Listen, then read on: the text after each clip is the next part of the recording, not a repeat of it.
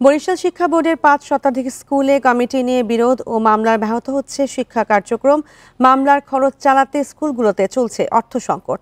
এতে শিক্ষার পরিবেশ বিঘ্নিত হওয়ায় ক্ষুব্ধ অভিভাবকেরা। আর এই বিষয় নিয়ে আরো জানাতে বরিশাল থেকে যুক্ত হচ্ছেন সহকর্মী আলামিন।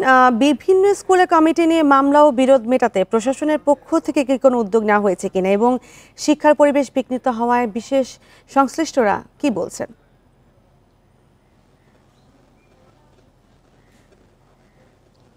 জি দেখুন, আসলে বরিশালে যে ৫০২টি স্কুলের কথা বলা হচ্ছে যে বিভিন্ন সময় কিন্তু বিভিন্ন ইস্যু ধরে কিন্তু এই মামলাগুলো হয়েছে এবং সেই মামলার প্রেক্ষিতে কিন্তু বিদ্যালয়ের যারা শিক্ষক রয়েছেন তারা আদালতের শরণাপন্ন হয়েছেন এবং তারা বিভিন্নভাবে কিন্তু এই মামলাগুলো যাতে নিষ্পত্তি করা যায় সেই বিষয়গুলো নিয়ে কিন্তু তারা দৌড়ঝাঁপ করছেন। এবং আমরা যেগুলো দেখেছিলাম যে আসলে আমি এই মুহূর্তে যে স্কুলটিতে রয়েছি একে আসমত আলী খান একে ইনস্টিটিউট, এখানেও কিন্তু যে প্রধান শিক্ষক রয়েছেন তার বিরুদ্ধেও কিন্তু মামলা হয়েছিল এবং তিনি কিন্তু বেশ এই মামলা নিয়ে ভোগান্তির মধ্যে ছিলেন এবং পরবর্তীতে তিনি আবারও কিন্তু এই স্কুলের দায়িত্ব পেয়েছেন। একটি সময় ছিল কিন্তু তিনি এই মামলাগুলো নিয়ে তার বিভিন্ন সময় কিন্তু বিভিন্ন জায়গায় তার দৌড়াতে হয়েছে এবং শেষ পর্যন্ত অনেক সময় আমরা দেখেছি তিনি কিন্তু এই মামলার বিষয় নিয়ে কিন্তু সংবাদ সম্মেলনও করেছিলেন।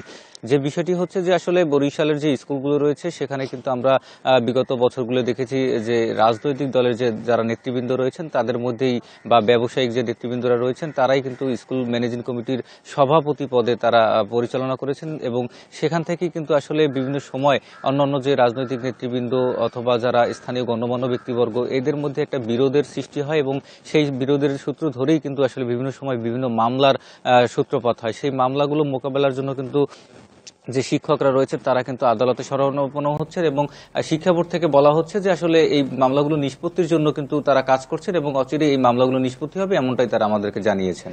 জি, বরিশাল স্কুল কমিটির বিরোধ নিয়ে জানাচ্ছিলেন সহকর্মী আলামিন।